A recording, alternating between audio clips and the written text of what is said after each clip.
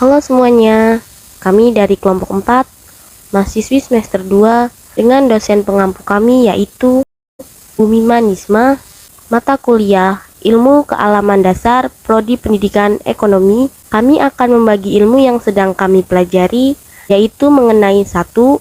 Perkembangan ilmu pengetahuan alam, 2. Ruang lingkup ilmu pengetahuan alam, dan pengembangannya untuk tujuan pembangunan, 3. Peran metode ilmiah dalam membentuk sikap ilmiah.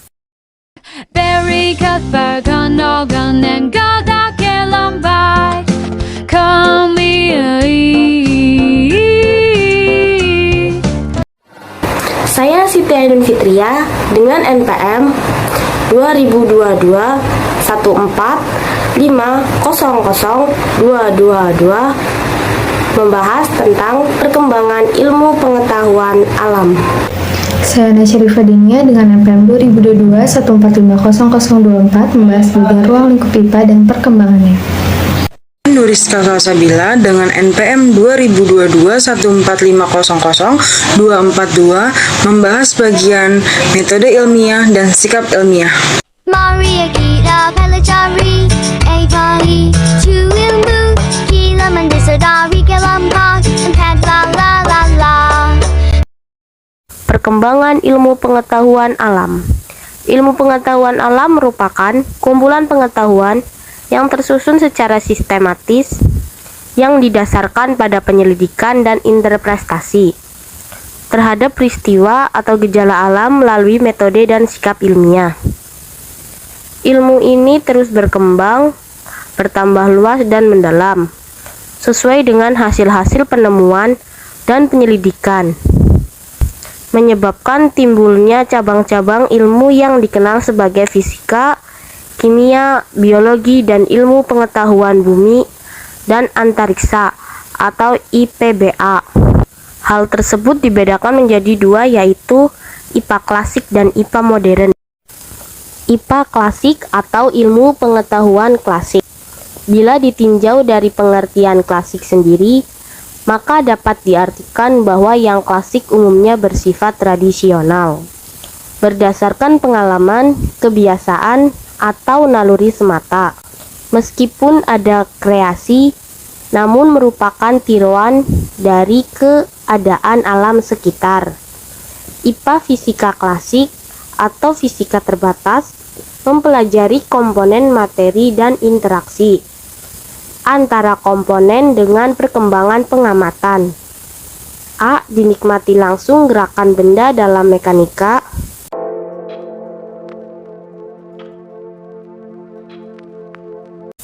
B. Penglihatan dengan teori cahaya.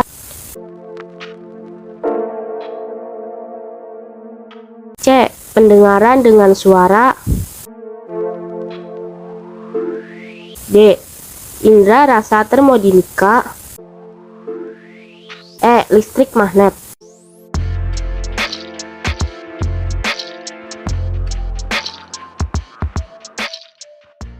IPA modern atau ilmu pengetahuan modern. IPA modern muncul berdasarkan penelitian maupun pengujian, dan telah diadakan pembaruan yang dikaitkan dengan berbagai disiplin ilmu yang ada. Proses scanning, pengalengan ikan, buah-buahan, dan berbagai kegiatan dengan fisika, biologi, kimia, biokimia, dan sebagaimana merupakan hasil perkembangan IPA yang telah dinikmati oleh manusia. Fisika modern merintis dimulainya IPA modern yang dikaitkan dengan diketemukannya teori relativitas dan kuantum yang menggambarkan sifat atom, inti, dan partikel-partikel lainnya, molekul zat padat.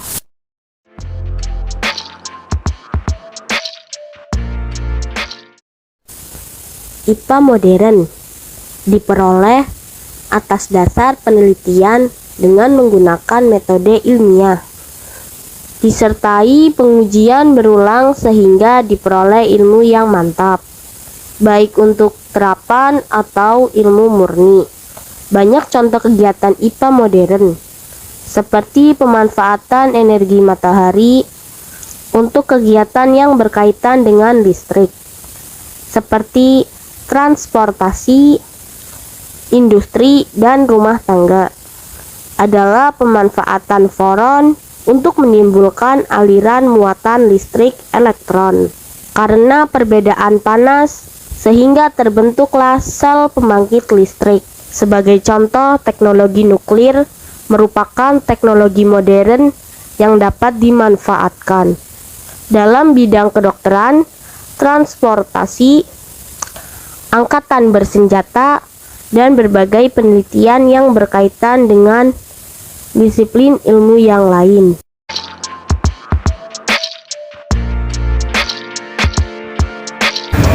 Ruang lingkup ilmu alam.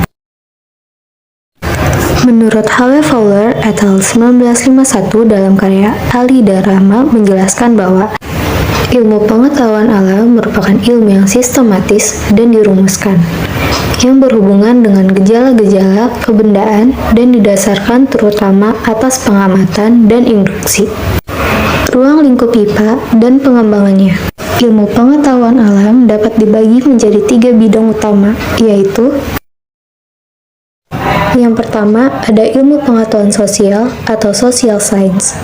Ilmu pengetahuan sosial yang membahas hubungan antar manusia dengan makhluk sosial. Yang selanjutnya dibagi atas, psikologi yang mempelajari proses mental dan tingkah laku pendidikan. Berikutnya ada antropologi, mempelajari asal-usul dan perkembangan jasmani sosial, kebudayaan, dan tingkah laku sosial. Contohnya, dulu manusia hidup di gua, sekarang mereka tinggal di rumah. Dulu tanah dikelola dengan dengkul, kini menggunakan traktor.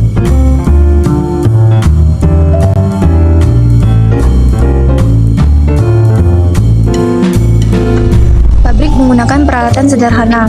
Di zaman modern menggunakan mesin, komputer, dan robot. Dulu transportasi perdagangan menggunakan sampan. Di era modern menggunakan kapal laut dan pesawat terbang, dan sekarang jangkauan perdagangan lebih luas. Berikutnya ada etnologi, studi antropologi yang dilihat dari aspek sistem sosioekonomi dan pewarisan kebudayaan, terutama keaslian budaya. Lalu ada sejarah, yaitu pencatatan peristiwa-peristiwa yang telah terjadi pada suatu bangsa, negara, atau individu.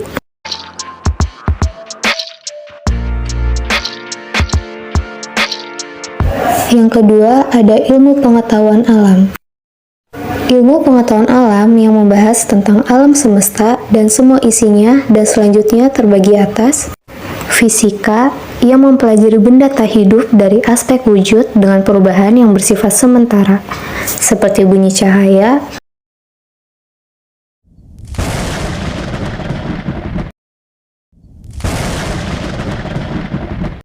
gelombang magnet, teknik kelistrikan, dan teknik nuklir. Suara ini disebabkan tabrakan gelombang elektromagnetik dengan mic-nya. Setelah 30 detik lebih, shockwave-nya nyampe kamera dengan suara lagi.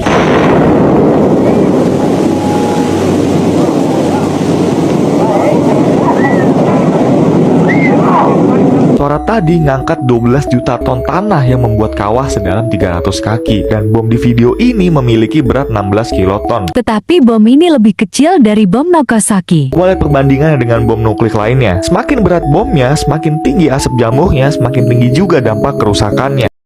Lalu ada kimia yang mempelajari benda hidup dan tak hidup dari aspek susunan materi dan perubahan yang bersifat tetap. Kimia secara garis besar dibagi menjadi kimia organik, yaitu protein dan lemak, dan kimia anorganik, yaitu natrium klorida yang dikenal dengan garam dapur.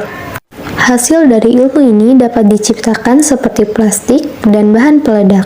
Berikut ada biologi yang mempelajari makhluk hidup dan gejala-gejalanya. Lalu ada botani, ilmu yang mempelajari tentang tumbuh-tumbuhan.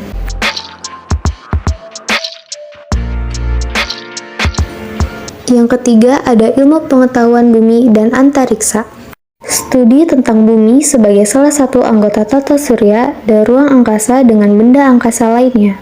Yang pertama ada geologi yang membahas tentang struktur bumi, yang bahasanya meliputi dari ilmu kimia dan fisika. Contoh dari ilmu ini adalah petrologi, yaitu batu-batuan.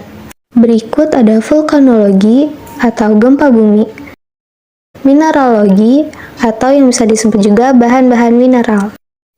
Lalu ada astronomi, membahas benda-benda ruang angkasa dalam alam semesta yang meliputi bintang, planet, satelit, dan lain-lainnya.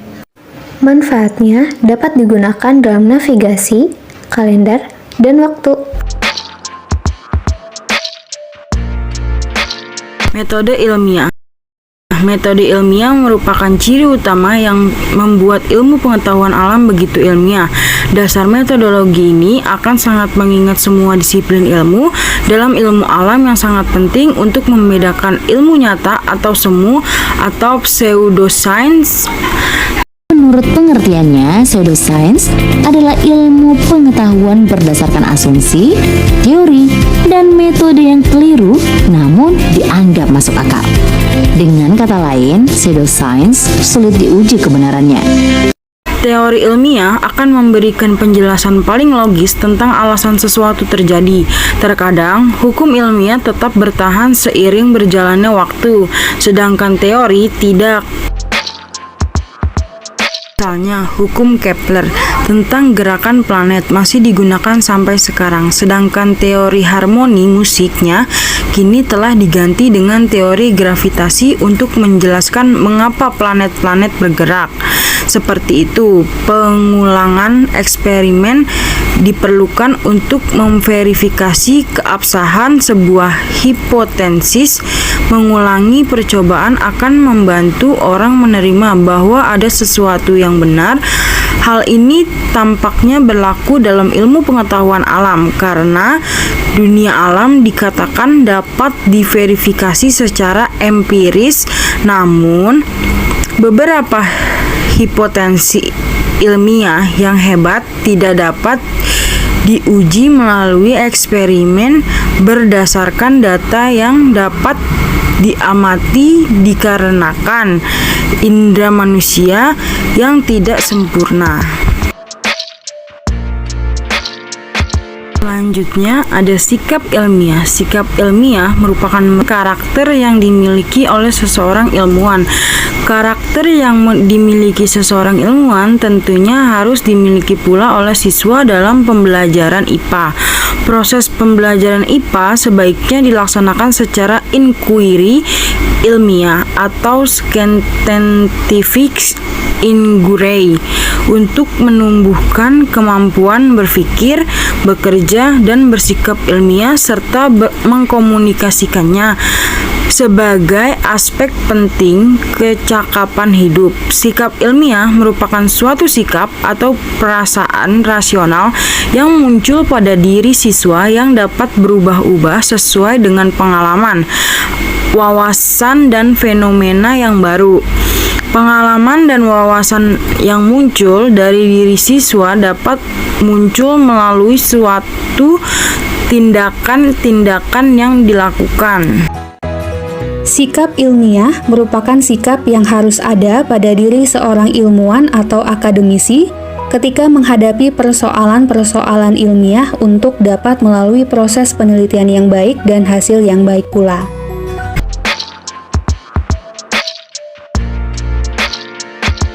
Ada beberapa ciri-ciri sikap ilmiah yang dijelaskan oleh Iskandar, dikutip oleh Paradedet dalam Hendrat Cipta, yaitu 1. Objektif atau jujur, yang diperlihatkan dengan cara menyatakan informasi yang apa adanya tanpa dibarengi dengan perasaan pribadi atau bahkan manipulasi data. Yang kedua, tidak tergesa-gesa dalam mengambil keputusan. Yang ketiga, terbuka. Nah, sikap terbuka ini dinyatakan dengan selalu bersedia mendengarkan keterangan dan argumentasi orang lain. Yang keempat, tidak mencampurkan fakta dengan pendapat.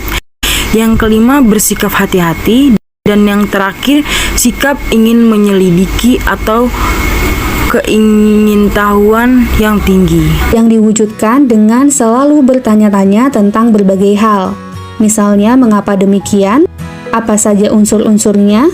Bagaimana kalau diganti dengan komponen lain, dan seterusnya. Sekian dari kelompok kami.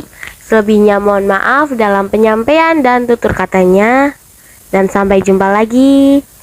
Jangan lupa like dan komen ya. Bye-bye.